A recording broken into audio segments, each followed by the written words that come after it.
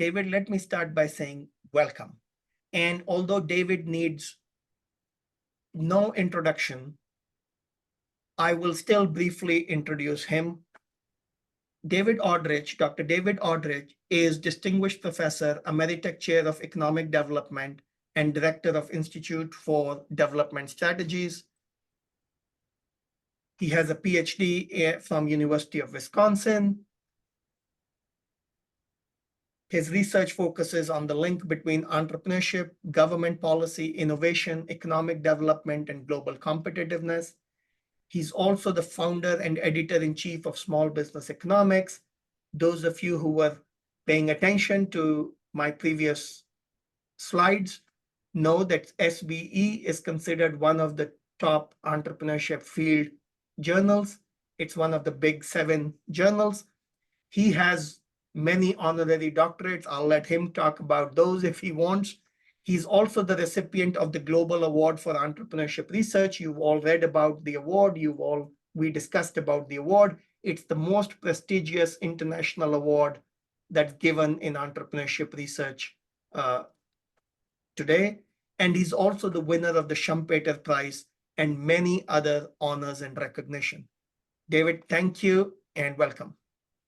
Well, thank you, Vishal, for that very kind and generous introduction, and especially for the invitation to come join you and these bright, eager young faces I see. And also, Vishal, thanks very much for your own scholarship, your own research, which I appreciate, and especially your leadership in the entrepreneurship division at the Academy of Management, which really makes a big difference. And I and many other people appreciate it.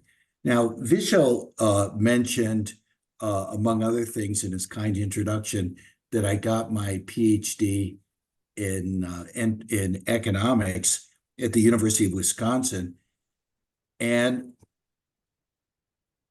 my field was actually the field of economics dealing with firms and industry.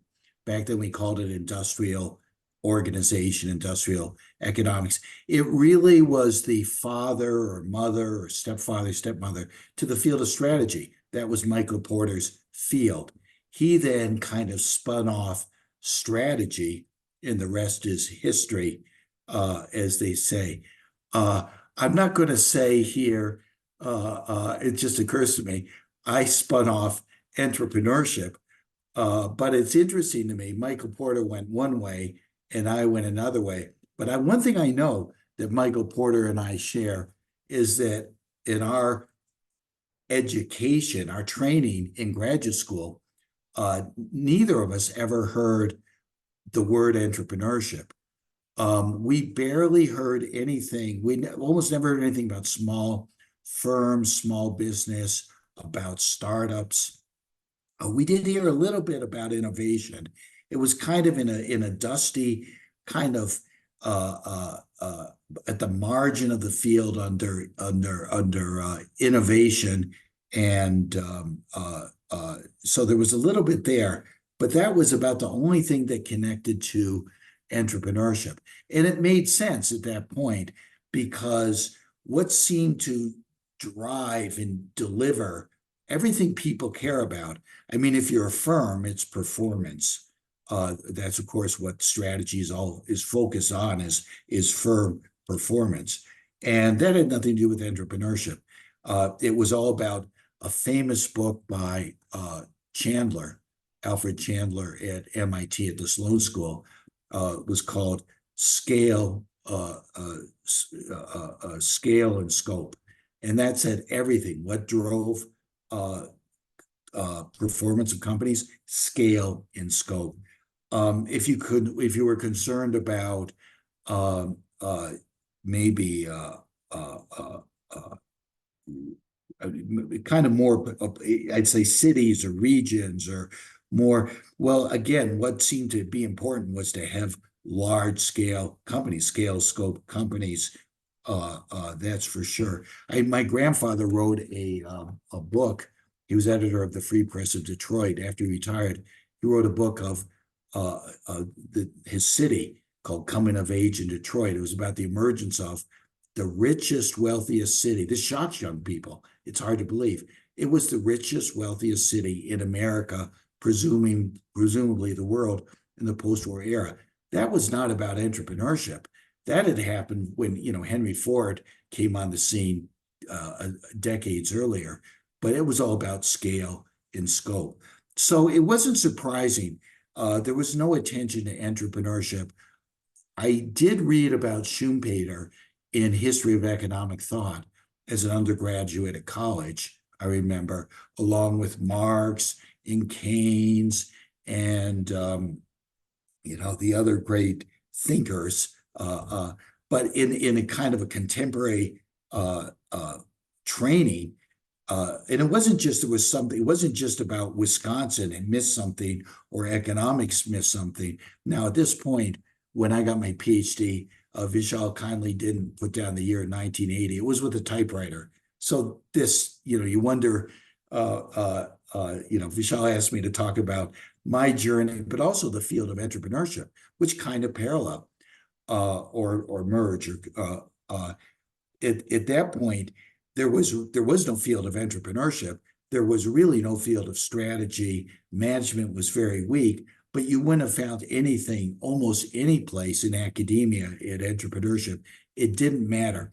What we could find was a little bit influenced by psychology, and it was almost in the field of deviant psychology, trying to analyze why these people deviate from a normal path of becoming employees. And in a famous book, David McClellan and the Achieving Society, maybe about 1964, he puts the focus on there's something about the traits, the characteristics, the looking inside the entrepreneur, their preferences for autonomy, for independence, for locus of power to control their destiny. It was all about them. And in some ways, this, I think, shaped the incipient roots of the field that said, look inside the entrepreneurs, and that will explain. Now, people didn't even call them that. They called them more self-employed or small business people. And it didn't seem to be very important, except to explain this almost deviant behavior. But this changed. And like a lot of things, it changed with a crisis. You young people, I know we're in an era of crisis. From somebody who did a PhD in a typewriter, I can tell you there's always a crisis. It's just what it is changes.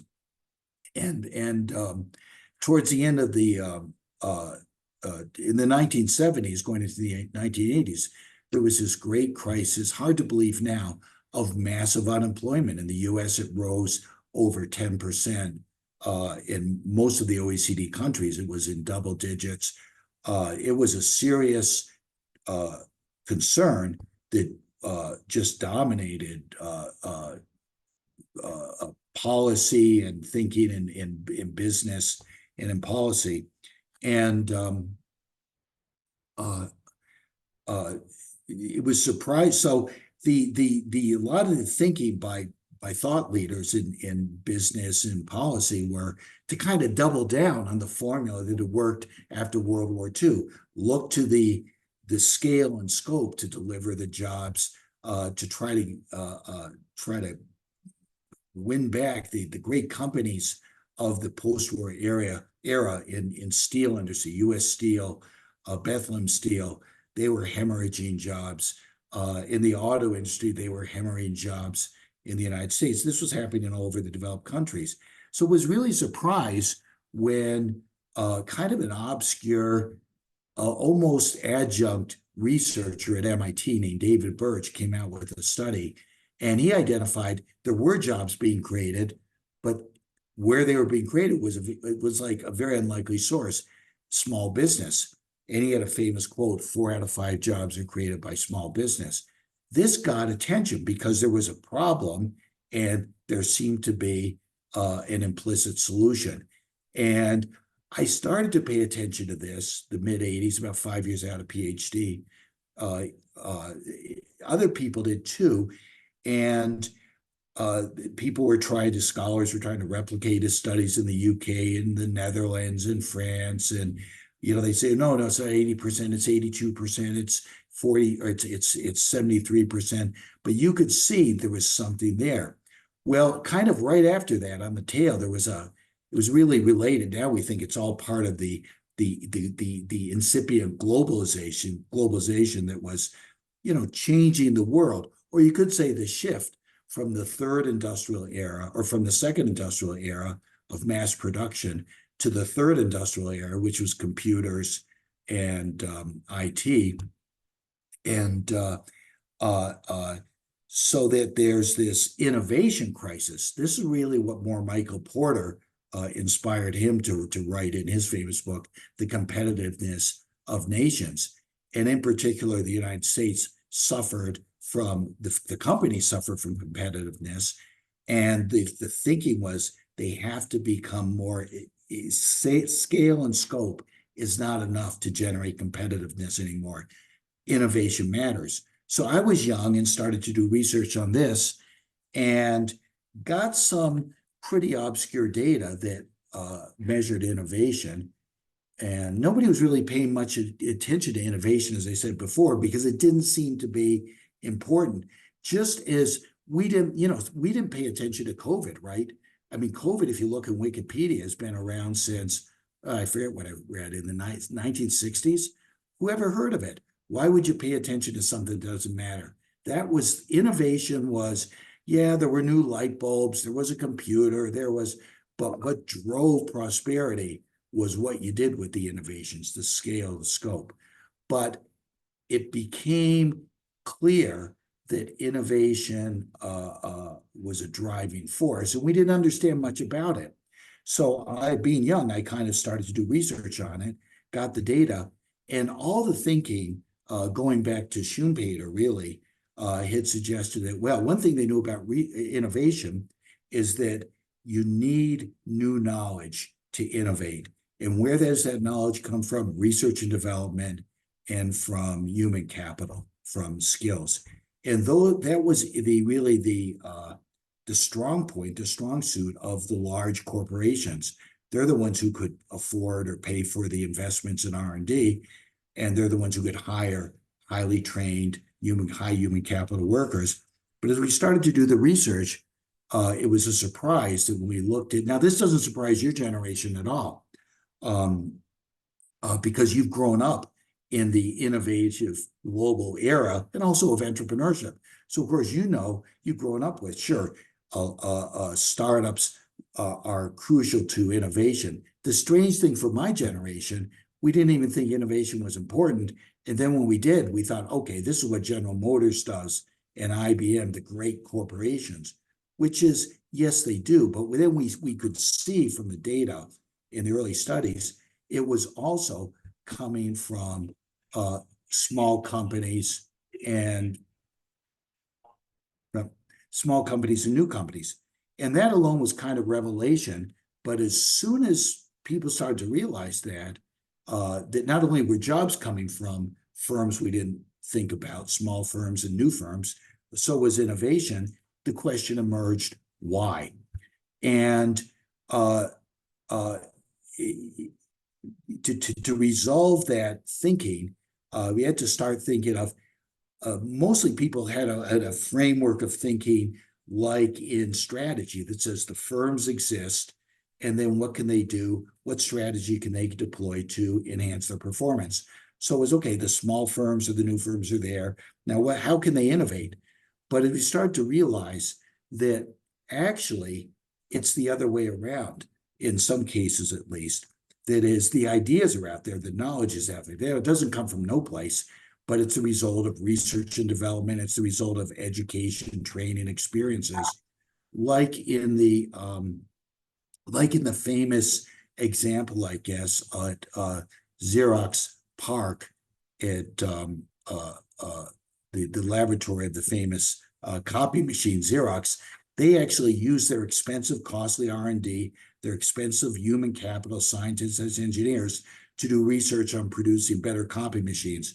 What did they produce in addition to incremental innovations in copy machines? I remember them going from black and white to color to doing all kinds of great things. But ultimately, they were incremental innovations. They also created the personal computer, and it sat there because they couldn't see why anybody would use it. It took Stephen Jobs and Wozniak. They didn't create the personal computer. What they did was stumble into it for reasons, if I had more time, I could talk about it. They took that knowledge that had been created in one organizational context, got it out of Xerox. To do that, they had to create a new organization, new company, Apple Computer, and the rest is history. So notice what this meant was entrepreneurship, the thinking about innovation was not exactly wrong, but rather than take the firms as kind of given and then say, what can they do? What should their strategy be to deploy innovation, or how should they deploy strategy to innovate?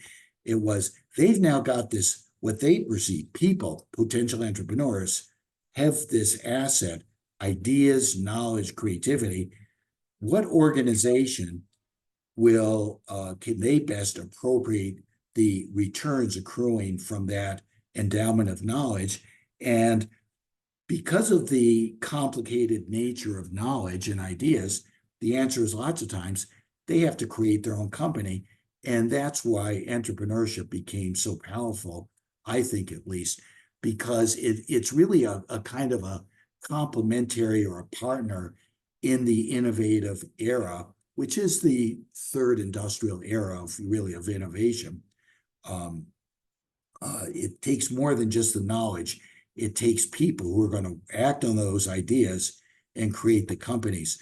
So that kind of parallels my journey, it leaving the field I was trained in and then coming into, now we didn't really call it entrepreneurship. It's funny, the name, more and more interest started to, because it's to go to small business, new business, because it was driving jobs, it was driving innovation, it was driving careers. It seemed to be supplying solutions to the greatest problems confronting society. About the turn of the century, I think the word, when you look at the journals, I guess you've already discussed journals, notice JBV, there's the word entrepreneurship's not in the title, right? Small business management, the word entrepreneurship's not in the title. Small business economics, we threw it in the subtitle.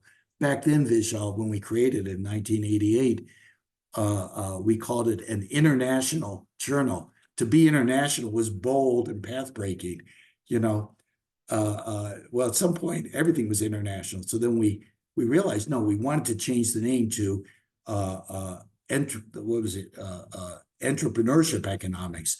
But the way the publishing world works, once you've got that title, you can't change it due to the library system. So we made it the subtitle. But the point is that word didn't catch in till about the turn of the century, which says there's lots of literature and studies that are about small businesses, new businesses, family businesses.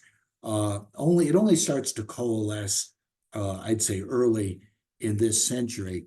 And about that time, as problems start to evolve to problems of productivity, we see, for example, lots of studies linking small business, new business, entrepreneurship to productivity. And then as problems start continuing to evolve, more in the social area, I would say, to issues of inclusion of excluded parts of the population, to women, to immigrants, to minority.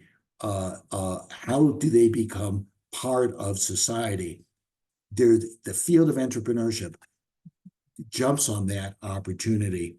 As we start to evolve more into the last, I'd say, 5 or 10 years, we see obviously the issue of sustainability is really great. And again, entrepreneurship is able to find resonance with that problem and how and why entrepreneurship matters for addressing the issues of sustainability. So I think I'm going to stop in a second.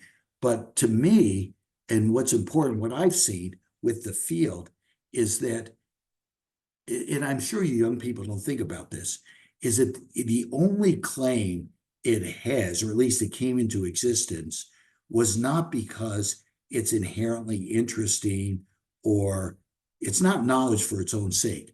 That's what the Humboldt model of the university was about. How do we know a certain research has value, a certain discipline, a field, even a paper, an idea has value? That's really, in universities and academia, we're in the value business. What dictates value?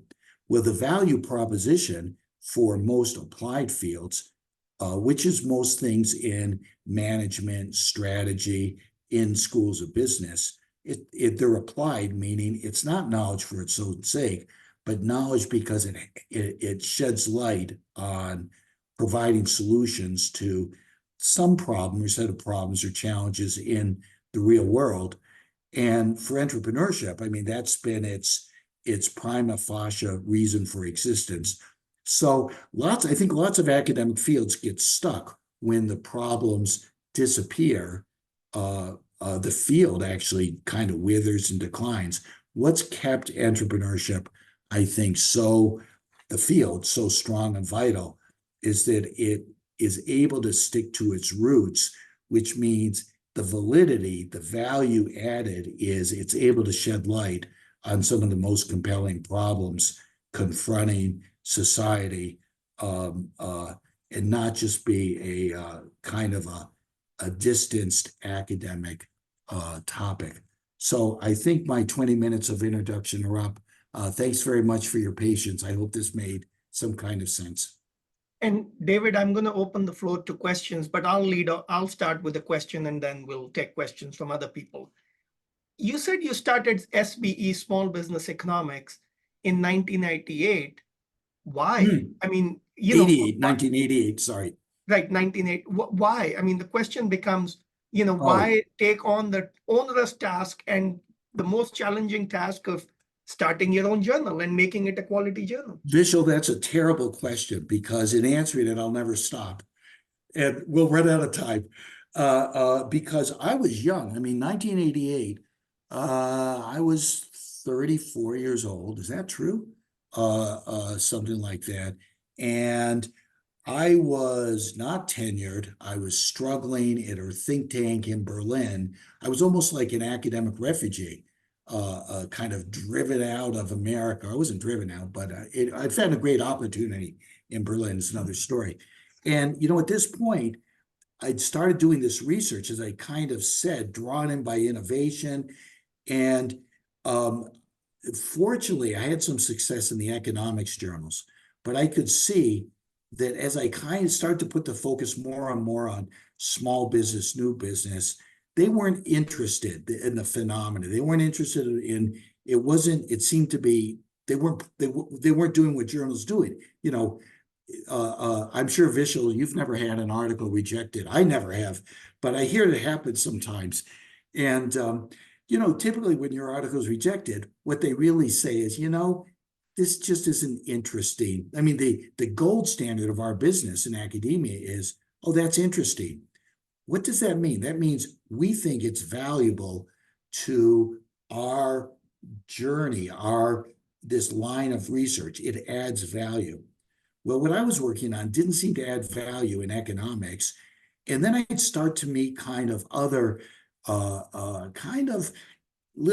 I'd say individuals, people working on different aspects. Lots of people in labor economics were working on the self-employment. You could get transaction. Why are people self-employed? You can still see that in the model of entrepreneurial choice. It's in our literature. But then I started to meet people coming from sociology, Howard Audretsch, people from psychology coming in. A couple of years later, it was, say, Dean Shepard. And it was interesting in those early years, everybody was like an immigrant. We'd all been born in some other country. We had because really, what does a discipline do?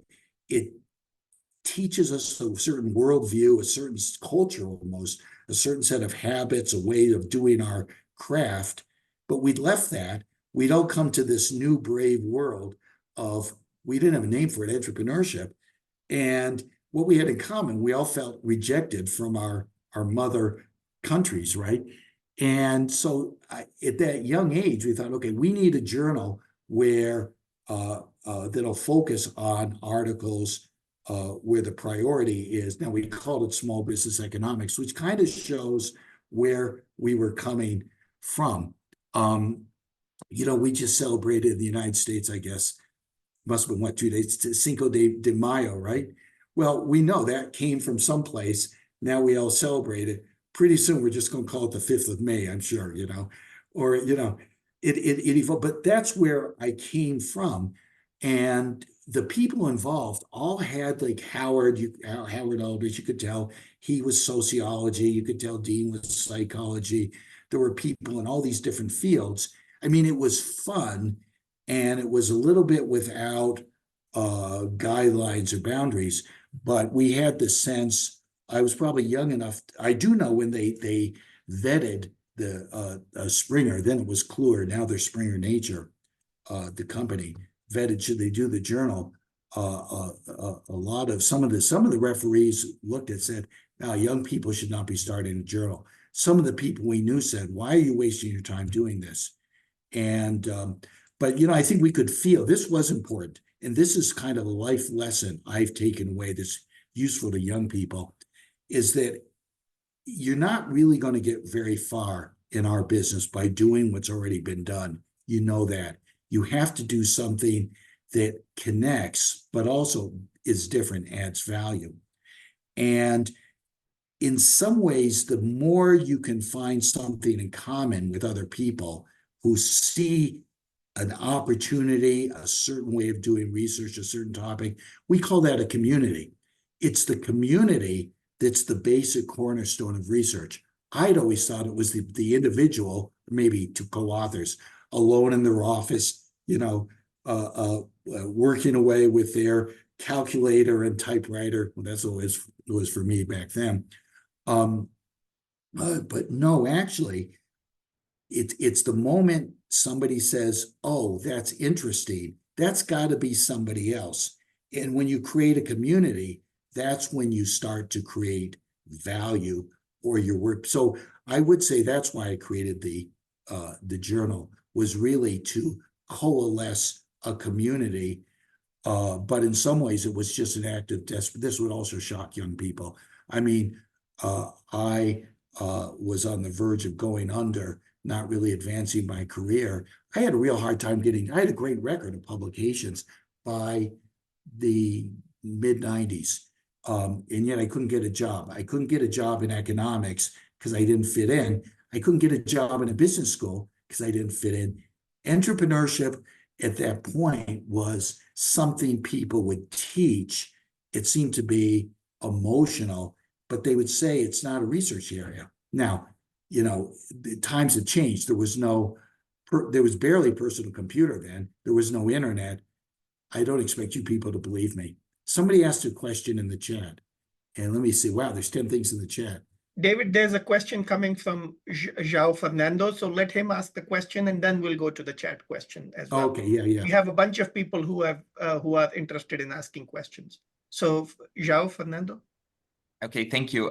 Thank you, Dr. Audretsch, for the talk. It's always good to hear from one of the most experienced people in the field. Actually, I have two comments. The first one is that I was, while Dr. Gupta was presenting, I was thinking about, especially when we go to the origins of the entrepreneurship field of study, we see some debate around, should the entrepreneurship area of research be a pure field like economics, like psychology, or should it draw from insights from all those fields and be a pure field on its own? Even if we go to the definition of entrepreneurship, we have different definitions of entrepreneurship. And my first point would be, do you think we ever get to a point where entrepreneurship can walk by its own feet without depending on these core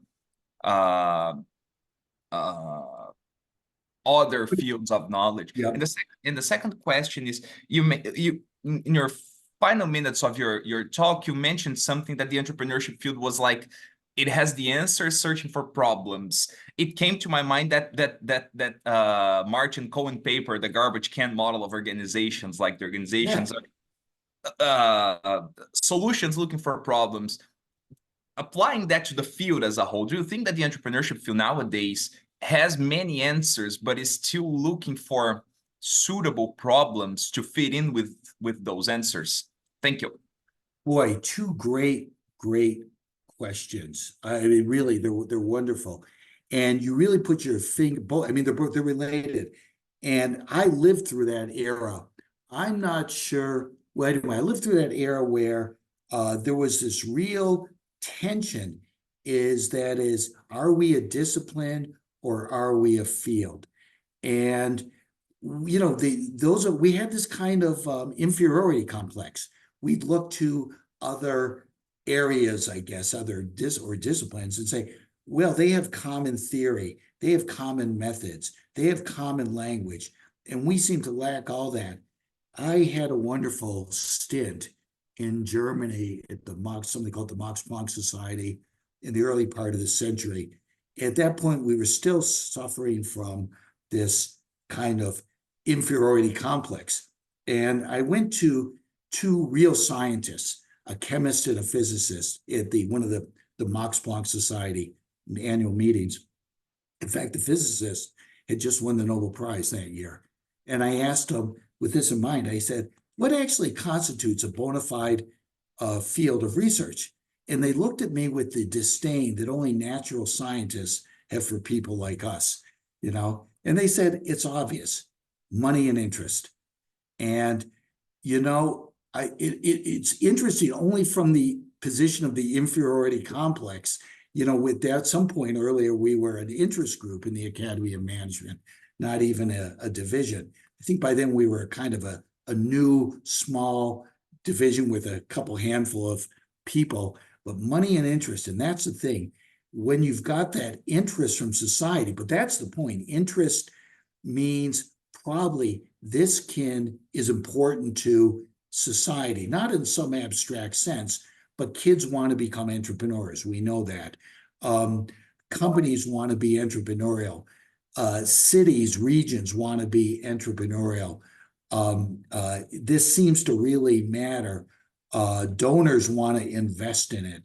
The money's there. There was the Kaufman Foundation in the United States, which for a period of time, now we see all around the world, there's investments. So yeah, it has the money and the interest. So in some ways, I think, but I come down on this pretty strongly, is that, you know, we've stopped asking the question. What's interesting is that sense of inferiority kind of went away. I suppose being rich in terms of members, when we look at the Academy of Management, you know, we're the second or third largest division there, and it's just the growth of the field.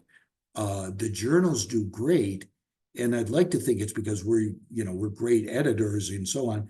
I think no, the rising tide is lifting all boats, just of interest in the thing. So we stopped asking the question, but now I'm back to, and this relates to your second question, and it's important. It says if we're just a garbage can of kind of we'll do anything to, but I think probably my bias is that it's the so-called disciplines. To me, what constitutes a discipline is it's knowledge for its own sake, and the university is going to stick with it, like philosophy, like ancient Greek, Latin. We're not going to defend, is it valuable or not? Now, to some degree, we've got that in certainly theoretical physics, mathematics. I don't want to say where the boundary is. You know, my feeling about my mother discipline, economics, that's actually, yeah, it's a discipline. And it's knowledge that is the discipline determines what is valuable. I think that ultimately everything in a business school, and everything, somebody once told me business schools take knowledge from predominantly three areas: psychology, sociology, and economics. And then they kind of combines it together and applies them to problems in the issue in the world. I mean, could be companies having, could be, labor, whatever it is, HR's having. But it's the ability to identify a problem and then shed some light. I'm fascinated by this because I think that what we see now in the world of knowledge, it's not differences in topics, but it's where they are in this kind of value chain of ideas going from basic to very applied. This gets you a point. It used to be, it was enough to be able to teach students to write business plans in, say, entrepreneurship, and you'd be adding value. No, we know that's what community colleges, technical colleges, that can be. So I think that what we're seeing all the time is that the field, yes, it is problem oriented, and it's got a set of constructs. What exactly those are, I mean, it's a different talk, but there's clearly something different between us and, say, nursing or theoretical physics. But I do think we're always, our value proposition is to shed light on something that matters. If we can't do that, I think we will go through a period of, and we see this in lots of fields, as I say, and disciplines. A lot of the academic disciplines, they hang on by just, they hang on. People only go into it because they really love it. There's nothing wrong with that, but it's a tough place to make a living. Entrepreneurship's a great place. Why? Because I'm going to go back to what those two colleagues told me at the Max Planck Society. Money and interest. It's not a bad thing.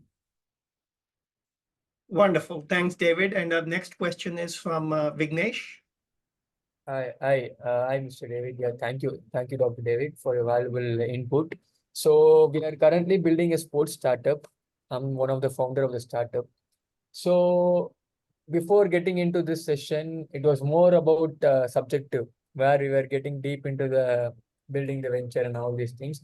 But listening to you and Mr. Vishal Gupta, now I'm realizing how objective we should think as an entrepreneur to make it successful. So in that case, my question is that what makes a successful venture based on your research and your experience? What is the fundamental steps that a company should take care to make it successful? And my second question would be, Vignesh, we have a lot of questions, so let's go one question each person, and then if we have more time at the end, we can come to the second question. No problem. Yeah, thank you. I really appreciate that question, and I think in a way it almost relates to the previous question, strangely enough, which is about academics and science. But strangely enough, it makes me think we're like entrepreneurs, because what you're doing is, what makes it successful is your ability to recognize opportunities, possibly create them. Now, in economics, we used to call that demand. That's okay. Somebody's got to want it, what you're doing. And, whether, if they don't want it, if you're not, game over, right? And the other thing is, you have to be able to meet that better than somebody else can. That says, what can you bring to bear to meet those needs of some, but it doesn't have to be the whole world. It's just some group, some niche, some people. In the end, it's easy. It's actually easy. Or at least it sounds easy, right? Good luck. Good luck. Thank you, Mr. Misha, you are next.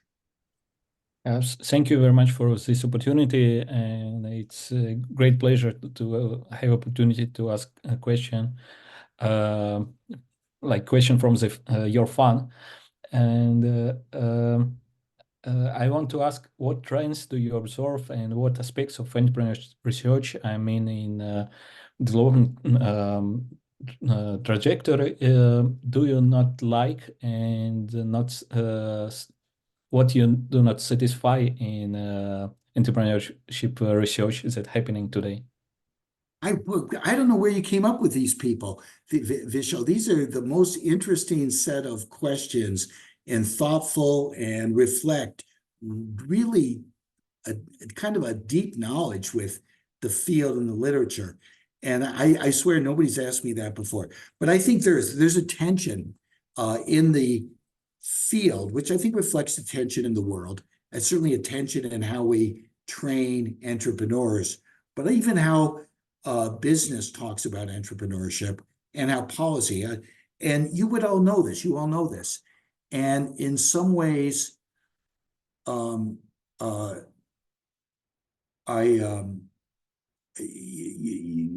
it's this dichotomy, and in some ways it's almost the Silicon Valley kind of metaphor of entrepreneurship, which says this is all about transformative innovation, big breakthrough innovations. It's about venture capital or equity finance from very sophisticated venture capitalists.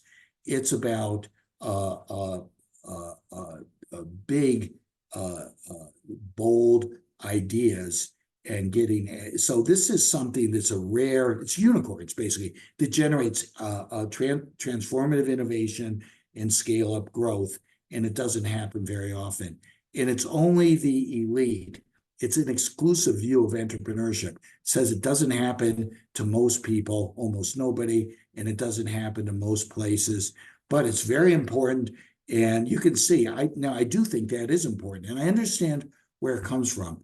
I think the other side, or the other view of entrepreneurship, or another part, it says, no, entrepreneurship, just like we heard in the previous question, I'm not saying your sports idea is not transformative and you don't have finance from venture capital and so on, but I'd say it's more typical. People have an idea, a sense of, I can do something different. I can create something that hasn't been created, at least in my local niche or market, and I can make a difference. And it can even be entrepreneurship within existing organizations, within companies, or within bureaucracies, or within religious institutions even. I mean, that's the sense it says entrepreneurship's all about change, looking for opportunities. So I think what I don't like is when I can feel a sense of entrepreneurship is getting narrow and narrow and narrowing, focusing on this transformative, radical innovation and scale ups, and it's about the few, not the many. Because I think that's where I see. I think the problem is when it gets narrow and there's a sense of saying, oh, the other stuff is not entrepreneurship. I've seen that my whole career. Sometimes people will say family business is not entrepreneurship. Self-employment is not entrepreneurship. Little mom and pop stores. Partly my problem is when I was young, when I was your age, Misha, my claim to fame was my first job, real job, teaching job, was at a teaching college, Middlebury College in Vermont.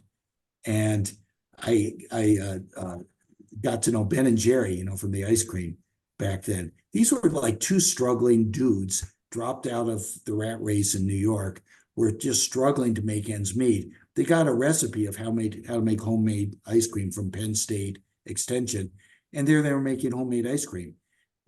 This didn't seem like this was transformational, scale, was going to grow up into anything. Ultimately, it was financed by venture capital. Partly, I think it's hard to identify, but partly I want to say, even if they just stayed as a little small ice cream shop, it's still entrepreneurship. So that's where I see. That's my answer. Thank you, David. Different entrepreneurs have different aspirations. Exactly, right? And also the context makes a big difference. It almost connects on to the previous question that says, as we start moving into the area of, I say, entrepreneurship and a sustainable, what they call it, sustainable entrepreneurship, I think we're going to see it manifests itself differently. We'll move on to the next question. Tanya, you're next. First of all, thank you so much, Professor Gupta, for this wonderful opportunity. Professor, my question is, so I study at the Indian Institute of Management, Ahmedabad, India, and I've just completed my first year in the public systems, and I'm interested to look at the confluence of social and policy, environment, and entrepreneurship. So like we discussed, that there's a lot of interdisciplinarity and there's a whole plethora of things that entrepreneurship encompasses. So my question is, how do we actually dodge the accusation of being excessively postmodern in the sense that how do we answer, is entrepreneurship vouching for anything goes? And how do we avoid forcefully combining inconsistent things and at the same time going interdisciplinary? This actually reminds me of what Peter Drucker actually said. He said that there's nothing so futile as doing efficiently something that should not have been done at all.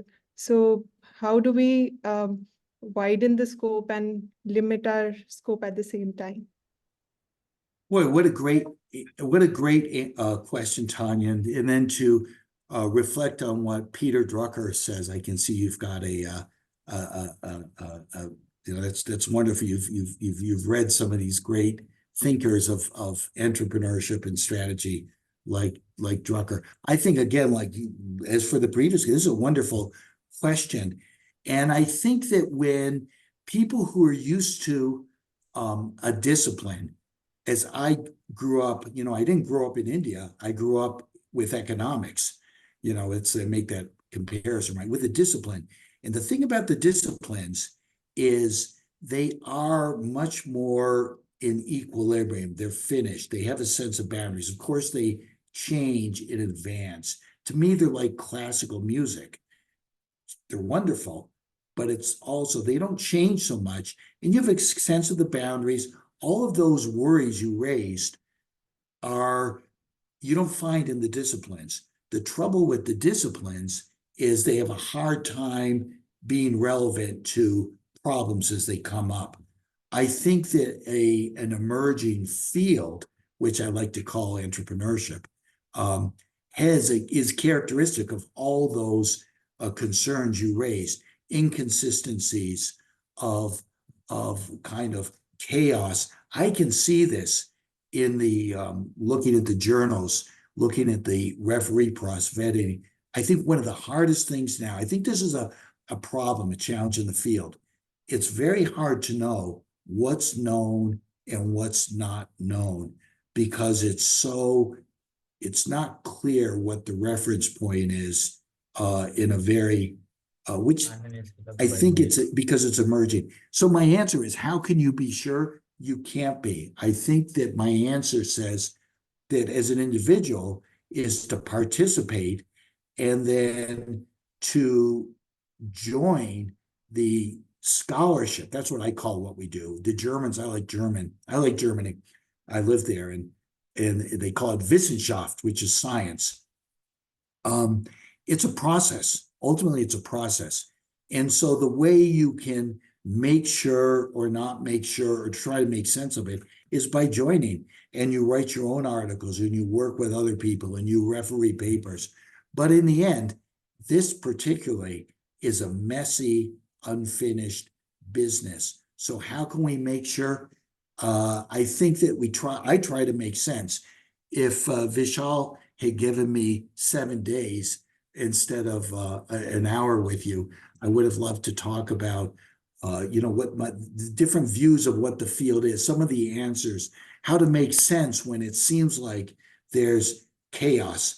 And I think there's a big, I turn into an opportunity. There's a big opportunity to take a look at the field and try to understand what is this beast?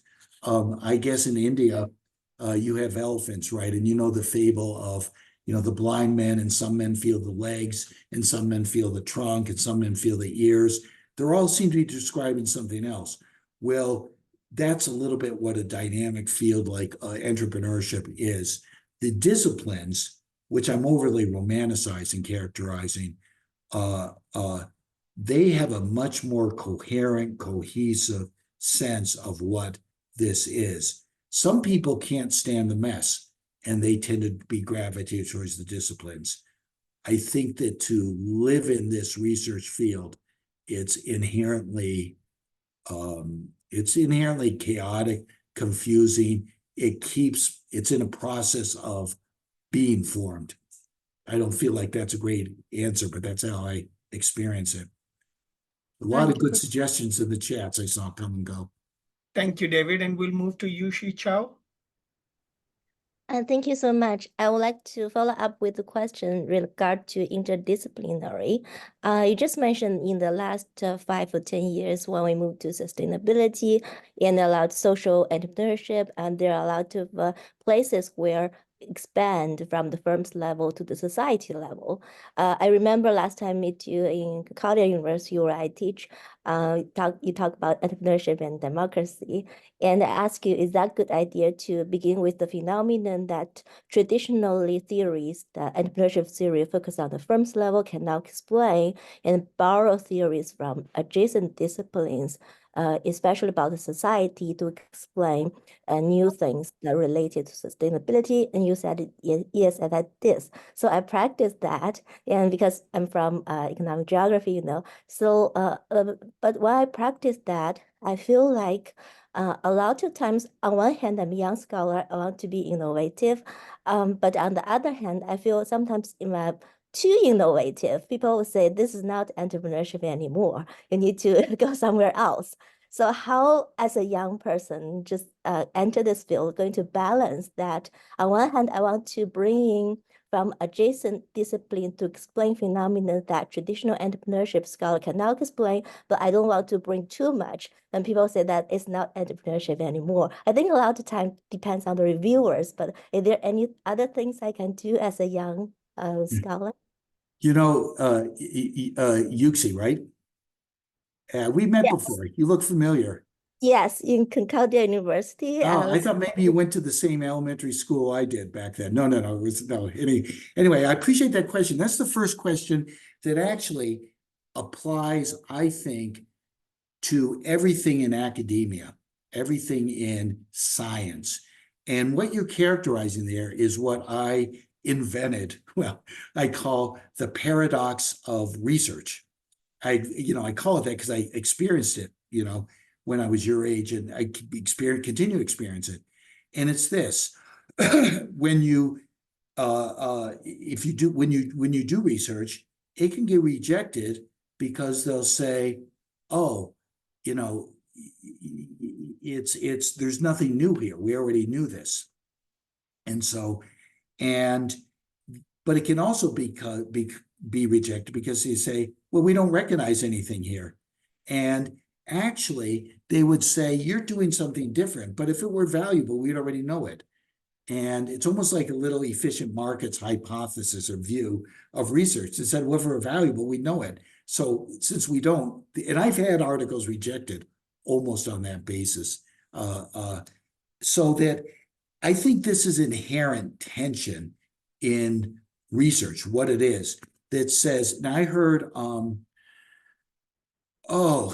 how do you say her name? Oh gosh, don't get old. Saraswati?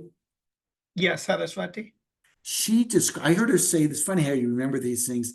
I heard her describe this at a conference way back. I bet it's 2003. And it was to this kind of question. She goes, well, you have to picture yourself going into a room where people are in little groups talking to each other. When you come up to a group, you just can't say, oh, let me tell you about myself. They'll just walk away. You have to join their conversation. And then gradually, if you're skillful, you turn it to whatever you want to talk about. That's the way research is, especially academic research. This is what makes it different from consulting. A lot of you have, work experience where what you want is an answer to the problem. You don't want to hear about how people thought about the problem before, who had thought about it. You just want to know what's the problem. If you've got a broken arm, you don't want to hear about, you just want to fix the arm, right? But academic research is different. So in that sense, it's got to link up to an existing concern that's valued. You could say in the literature, that's wrong, in a literature, in a community, a group. And that's the trick, to identify which group, which community, then which journal is that reflected in. Then you want to link up to a problem they have. Notice this is different, though, than before when I said, oh, entrepreneurship deals with problems in the world. As scholars, we deal with problems in literature that scholars, academics have. We solve their problems. By solving their problems, we add value to them, and they say, "Oh, that's interesting." But that's the formula. Don't try it at home, or rather, when you try it at home, you'll probably end up with a rejection like me. And it's because, as you say, which is, it's in the eyes of the beholder. And I've had the same paper rejected from different journals, and sometimes they say, there's nothing new in this paper. And then the next journal will say, this is no connection to the relevant literature. And I think, well, which is it? I think this is, it reflects a very lively, dynamic field, but it also reflects some of the concerns from the previous question. Good luck. Good luck. Or try a different profession. I don't know. Thanks, David. We'll move to Fazil. Yeah, thank you all for this interesting conversation. My question is driven from other disciplines, strategic management and international business. We know that there have been a lot of discussion about incoming topic or interesting topic or hot topic like international business. So I mean, deglobalization and international conflict and supply chain disruption. And how it impacts this discipline, and also either international business management or management generally, or strategic management. My question is, what are the first of all, do we have these like incoming or current topics that need to be investigated, that is emerging now, or need more focus by entrepreneurship researcher, or is there anything that has been neglected by scholars over time that we need to refocus and bring our attention to? I mean, I think that, in a way, you might as well ask me, Fazil, which stocks should we buy, right? I mean, in a way, as scholars, still, this is my business. So, I have instincts, and that's what you're asking for. I think clearly they are, I think in a way, any topic can go into entrepreneurship, probably almost any other applied field. But the key is, it goes back to the previous question. It's to make it interesting to a community, a group of people who already think they're interested in something. It's that link. It's that link. I don't know how much time you spend watching forest fires. I don't spend them, but we know from television, when you see forest fires, the fire has to jump from one tree to the next. And if it can't, it burns out, right? Or when you make a little fire, right, it's got to go from one log to the next. It's fascinating. That's the way science is, academia is. If a field can't make a jump to something new, it's going to die out. And we've seen a lot of fields die out. So interestingly enough, they're all hungry to make the jump, but it gets to the last question. At the same time, if the jump's too great, it doesn't work. So in a way, I'd almost flip it around. I'm going to answer your question still, like, what are the hot topics, right? But I think somebody could almost bring any topic in, but you've got to make it interesting and relevant to where it seems like the literature is. And that's how we make this trail of a forest fire, or maybe you could almost make a meandering river that starts in one place and 2 centuries later is in a different place. How does a forest fire move from one place to another, tree by tree by tree by tree? It's so interesting to somebody, I won't say old, mature like me, to see how the topics, sometimes take a look at the journals, just kind of page through what were the topics 20, 30 years ago. You'll see some similar, but some very different. You can see this evolution. So I think we have I would say right now, I have a sense of, I do think finance in entrepreneurship for a long time didn't seem like there was a lot of articles in the journals. There was always some, but they didn't seem to get traction. I think ever since crowdfunding, finance has become we really see it in the field of entrepreneurship, fintech too, and so on. So clearly that's kind of a big area. You know, I mentioned, I think the issues of sustainability are very big. Now, in some ways, this gets to a previous question. Aren't we just really taking the same concepts and ideas and applying them in a different context? And I think the answer is yes. I think the answer is yes. I think that kind of shows my, not bias, but my sense of what the field is very, so at its heart, there's, somebody else said before, well, it was the previous question, right, said, it can be very valuable to take theories from other fields and bring them in.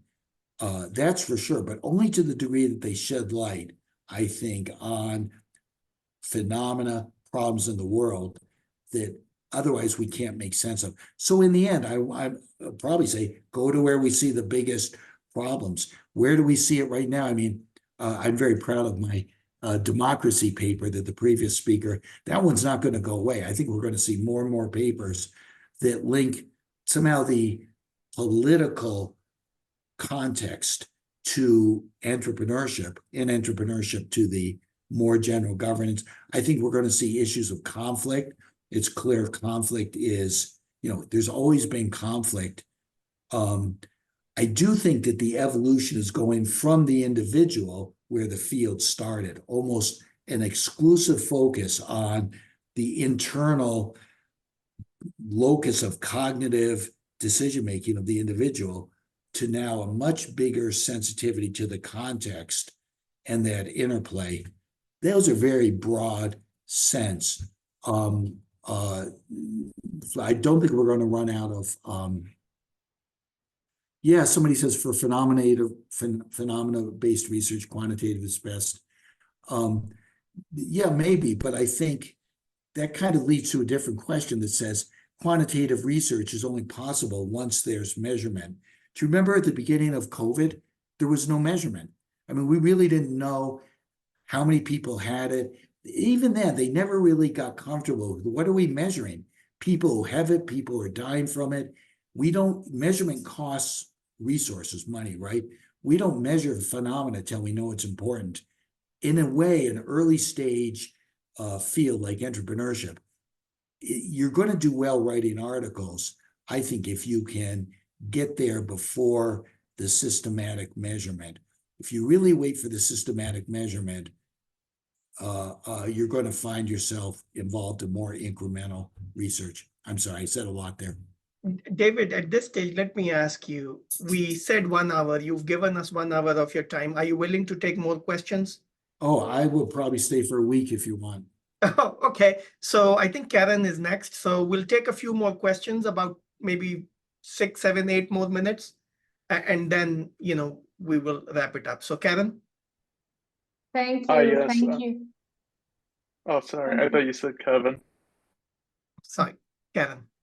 I think that we have similar names. Okay. Thank you, Professor Gupta, and nice to meet you, David. You are very generous with your time and with all of your knowledge. I'm from Colombia. When you started talking about strategy and the relation with entrepreneurship, it called me the attention, the book of Michael Porter related with competitive advantage of nation. How we can contribute to our nation, which are not developed yet, such as Colombia, which is a developing country, how we can contribute to generate that conscience into the ecosystem to move forward to our development, and also help toward the solution of many problems. You know, Karen, your great question reminds me that years ago, I would say the 1990s, early 2000s, I would go, most places I would go, I mean, including, where was it? Toronto. I remember the 1990s going to Toronto, going to Madrid. Most places I would go and kind of talk about research policymakers, sometimes the researchers, scholars would say, well, that's very interesting, but entrepreneurship's not for, oh, even when I got to Indiana in 1997, 98, and I remember a policymaker at the state capitol said, I said, my field's entrepreneurship and innovation. He goes, wow, that's really interesting. What they're doing out there in Silicon Valley is so fascinating. But we in Indiana have different traditions. I mean, it was this feeling that it's not for us. And I think what's evolved and changed, it's implicit in your question. Actually, entrepreneurship is something that's is relevant. It's a potential. It's like no place could escape COVID, as far as we could tell. No place can escape entrepreneurship. Or if it does, it's probably not going to. So that then gets to your question. So what can you do? Because, of course, a lot of what you see in the literature is about the most micro. That's one of the things I love about the field. Possibly like COVID, right? It's about little micro, germs, right? But in the end, it affected the world. Entrepreneurship can be seen about the most smallest little thing. And it ultimately, as you said, it links up to how places are doing. My sense is, now I'm just showing off, having just come from a conference in Costa Rica on this very topic. Now, I understand Costa Rica is actually in a different, not continent, but that's Central America, right? Colombia, South America, I know that. But it was interesting because Costa Rica likes to think of itself as an emerging economy, even though they're in the OECD. But it really hit me in the discussion about it. And when we've got people from India, it doesn't matter where you're from. I think even the war zones right now of the world, entrepreneurship is, we used to think of it, that's, if you go back to my story of like 1990s, and it was a sense of, oh, this is a Silicon Valley, maybe, phenomenon, then it was in Cambridge, UK, but it was something the rest of the world watched. No, I think when that idea of the world is flat, the earth is flat, entrepreneurship is a power, it's a force, it's a behavior, it's a behavior that can be harnessed any place in every place. Now, a trick is its manifestation can be different. And that's when we get into to think there's only one model or really manifestation of it. I'm not going to, Silicon Valley, that would be a mistake. And I've heard that my whole career saying, but we're not Silicon Valley. That's true because there's only one Columbia. Well, there is the university, but that's another story. I think there's a Columbia, Indiana, but that's another story. There's only one Columbia, right? There's only one, every place is unique, just like every person's unique. So in a way, the entrepreneurship, the manifestation of it may be kind of unique to that place. And I am full, again, always blame the host. I'm going to blame Vishal for not giving me 2 months with you because you pick up, I'm full of examples and case studies of the most, developing places. And there you can see entrepreneurship. And then the most developed places that are bogged down. I think every place has this challenge, how to harness entrepreneurship and how that will enhance the performance of, how it will make the place better. So I think now, to me, this is a wonderful opportunity. I do think that both the literature, there's a lot of opportunities in the academic literature and in the policy world and in, bringing them together for sure. So the fact that you don't see a lot on it, it actually reflects the bias. But I do think that idea of the earth is flat, that was more a sense of, oh, it's possible to produce and be involved in, the global economy from any place in the earth. Well, I think in a sense, entrepreneurship is, it's happening of course, in Colombia, it does as well.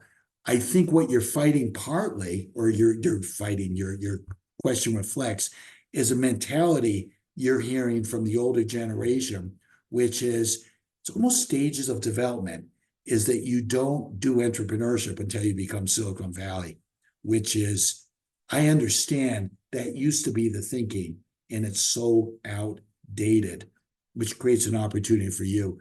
But I think this gets back to a previous question. Anytime you're trying to introduce something new thinking, new approaches, you're going to kind of hit this resistance as no. We don't think that, we don't allow that here. You probably hit that. But I think that going back to the previous question, I think that this is one of the areas we're clearly seeing it already, which is when you go back and look in the journals, as they first in studies of entrepreneurship, they were almost all in the developed country, almost all in America in the 1980s, 1990s. Then it starts to diffuse into Europe. For a long time, Europe didn't think it was relevant for entrepreneurship, which seems, how's that possible? I think what we're seeing now is the opportunities for research but it's not just, okay, I've got some data, I'm going to do research in Guatemala or Ivory Coast. It's the context of entrepreneurship, what it means, how it manifests itself. That is actually part of the phenomena, is part of the context. I don't quite understand that because it hasn't been worked out. And good luck, Karen. Wonderful, David. We'll move to our next person. Arabi, do you want to ask a question?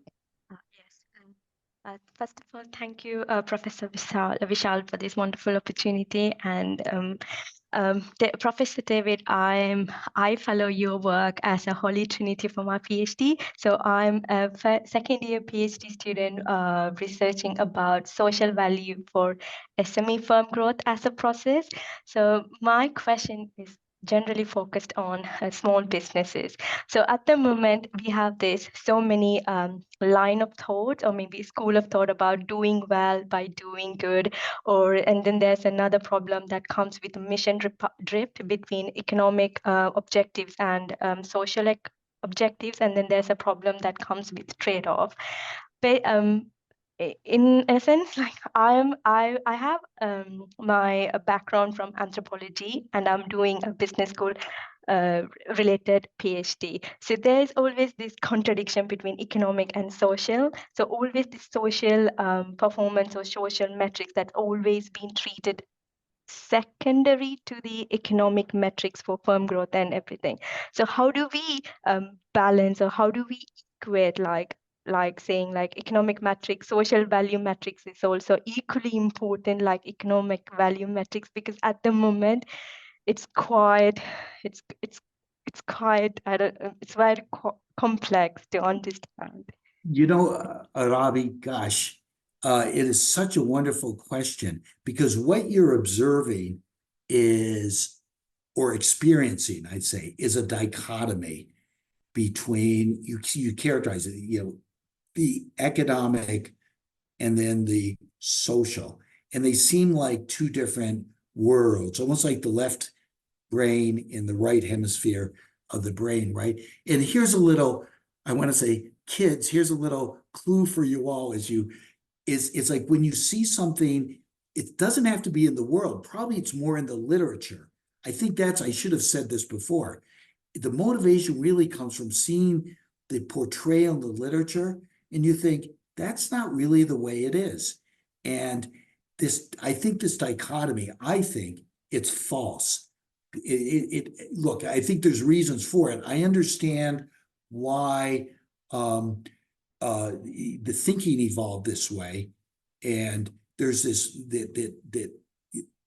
but actually the two actually, in my view, are the same, and it's because of a false, I'll say, dichotomy. What that does is it creates an opportunity, whether it's a publication.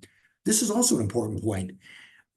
I used to think when I was your age, and there could be reasons for it when I was in economics, that a publication research meant that this was now the truth about something, unless something went wrong.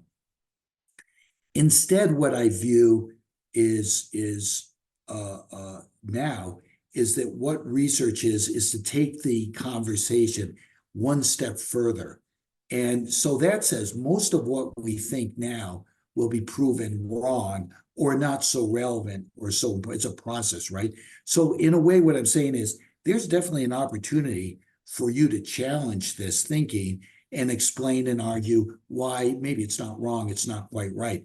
To me, that's how all research starts. So when you see, I mean, I could try to defend why it's there based on the history. It would be like trying to defend why was apartheid in South Africa. You know, I could explain and defend it. I mean, it lasted till it didn't, and you know, it's why it didn't. It was wrong. It didn't make sense. There's many things in the world like that, but also then in the world of ideas, there's many things that are wrong or they don't make sense now. And in a way, that's what we're in the business of. So almost when you see these observations, it doesn't make sense. Yes, it could be you're thinking about it wrong. That happens a lot, right? I mean, but it's also true. I think something like this, it doesn't make sense because for me, here's an explanation. It used to be I'd say the economic goals of cities, regions, countries, my whole life since I was a student till recently, they were what you call economic. I mean, they were basically jobs, unemployment. I talked about that crisis, jobs, growth, standard of living, incomes, and that's what it was. So in a way, the thinking, the models, the theories, didn't matter what field you're in, they're all about to address those problems. But as new problems come, well, because say economics is an old or established discipline, we say, oh, that's actually economic focus. Well, that was the focus of the discipline because those were the problems. Much like an older generation of people, I don't care where you're from, they're always focused on eat all your food, eat all your food, eat all your food. That was a kind of a strategy to deal with starvation. Probably more and more, of course, that's no longer the problem. With obesity, there's new strategies, right? Which have a different, so I would say this, now what I see are new values replacing, yes, of course, growth matters, jobs matter, but also sustainability matters, social inclusion matters, income equality, this matters.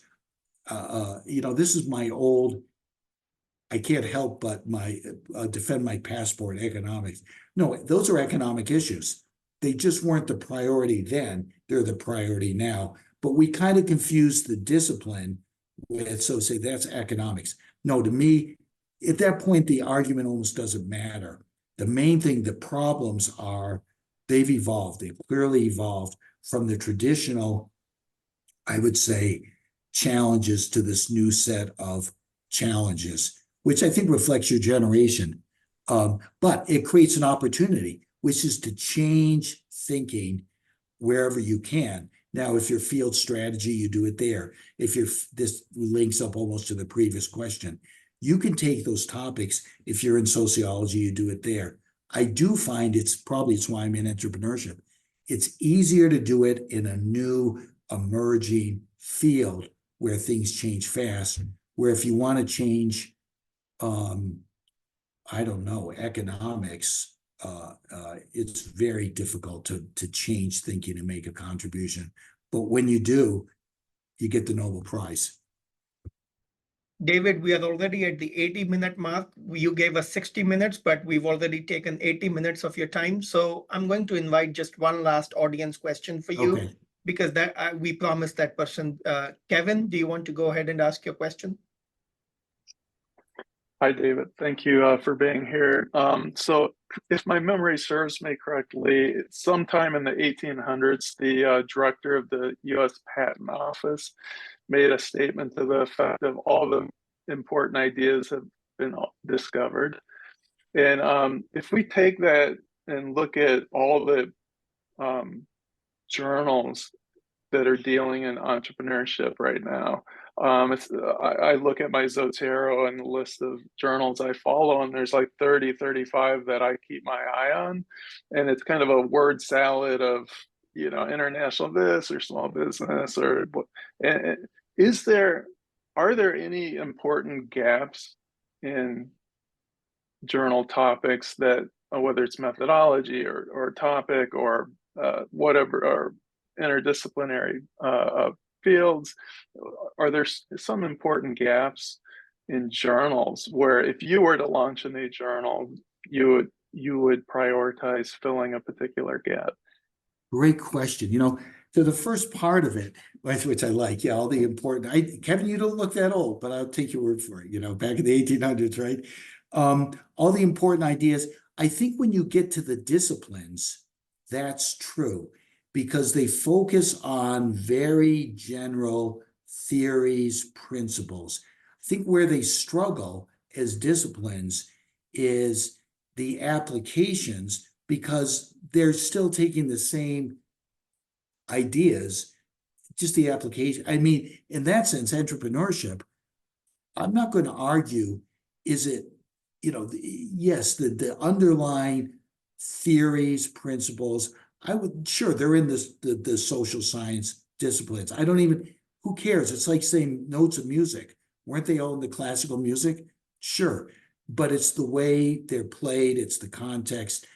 That's to me what makes us more of a responding to society. So that gets to, so I think that the point where you say you've run out of ideas, that says you're stuck in only valuing contributions to, it's like classical music. It's done, right? That's why I think it's crucial that an applied field like strategy or marketing or say entrepreneurship is focused on looking outward to the world. That gets to your point though, what areas could and will or new entrepreneurship journals come? You know, I kind of I think there's all kinds of potential. I mean, some people would say, I'm not into AI. I mean, I'm not. I could imagine we'll see that AI in entrepreneurship. I think finance in entrepreneurship, as I mentioned, I think that's just why the field of finance or the discipline of finance has a different focus, different interest than financing of entrepreneurship. And I could see that's a niche. I have a particular interest in the emotional aspect of entrepreneurs and probably most of you have read these articles now about Dean Shepard calls it the dark side of entrepreneurship and all of the kind of emotional hazards that can happen to entrepreneurs. I think that we're going to see much more focus on what are the remedies. I think that, and that's going to take a different set of scholars. Instead of drawing on, people in psychology can identify what are the problems, but then what are just like in finance, we started to get new instruments of finance. What are the therapies? What are the remedies? I think we'll see areas really dealing with the emotional, I'd say the emotional fortitude of entrepreneurs over the journey, rather than just assume they do it because they love it. Which goes back to the early origins of the field that says, well, these people just seem to emotionally need to be in this hazardous journey because they need it. No, we actually know there's a lot of suffering, but that also opens the door, just as we've seen for accounting, marketing, HR. There's lots and lots of strategies that can be deployed to enable entrepreneurs to have more emotional fortitude on their journeys. I'd look for that for sure. I think that when we get to possibly this, I don't know if it'll be levels of development or maybe entrepreneurship in developing country context. I think that there's lots and lots of journals that are about to be born. I would say this is probably a good closing place for this. But back when I was in Madison, Wisconsin, doing my PhD, there was in the building, they had a little room that had all the journals in business and management and in economics.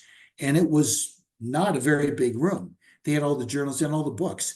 I mean, I had the feeling I'd go up there because back then you had to read them, right? You had to go and read them physically.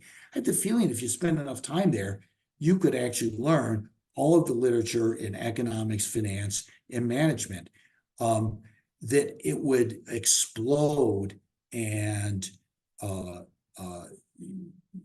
just the way we've seen is unimaginable. So my guess is what we'll see for entrepreneurship is more and more journals in the field with particular focus. I think we see this in the fields like medicine, for sure, right? I think because why is that? Because the topic is that important and the context matters. You know, it's not enough just, I mean, I'm so old, I come from the days of there were doctors and doctors could fix you, general practitioners. Now, of course, you need specialized doctors for boys and for girls, and then you need one for young people and older people, and it gets more and more specialized.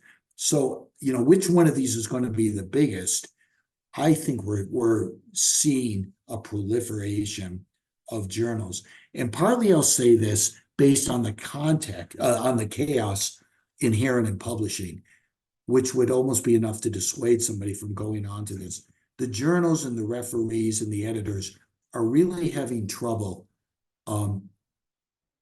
identifying with the basic mission, which is which article, which idea is going to be potentially more valuable than another one. And it goes back to some of the discussion we had about the field. I think that's probably a symptom of a very dynamic, growing, emerging field, so that we're going to see more and more, I'd say, specialized journals where we're used to thinking of entrepreneurship as a specialized. So I'm not sure. I mean, I like this brave new world. I miss the old days when there were 14 of us. You know, and it's amazing all the different people and countries represented here in this discussion. Back in those days of, you know, Vishal, there was a AOM meeting, Entrepreneurship Division meeting. I think it was back in Seattle, the last time we met in Seattle. And they had the old guard, the pioneers up on the stage. And I knew most of those people. I knew them all, about 7 or 8 of them. And of course, they're what you predict. They were all old white men, all Americans, except for Lois Stevenson, a female from Canada, who was never really at a university. I mean, where this thing started was so homogeneous and so geographically concentrated. But what's happened is it's opened up to the world. It's not just by participants, but also, as I was saying, by application. So I think we're going to see really a real blossoming of entrepreneurship and its application to different topics, contexts, and so on, which is a way of saying, oh no, we've only just begun. Even as the what are we, Vishal, now? The third, fourth biggest division in AOM, you probably know. Second biggest. Oh, second biggest. See, even, you know, last time I gave this talk, we were the third or the fourth biggest, but now we're the second biggest. There you go. Anyway, thanks very much. On that positive note, David, let me thank you for your generous time. And I learned a lot listening to you, and I'm sure the audience learned a lot from this interaction. And we hope to see you again soon sometime. I look forward to it. Thanks, everybody. Thanks a lot. Thank you.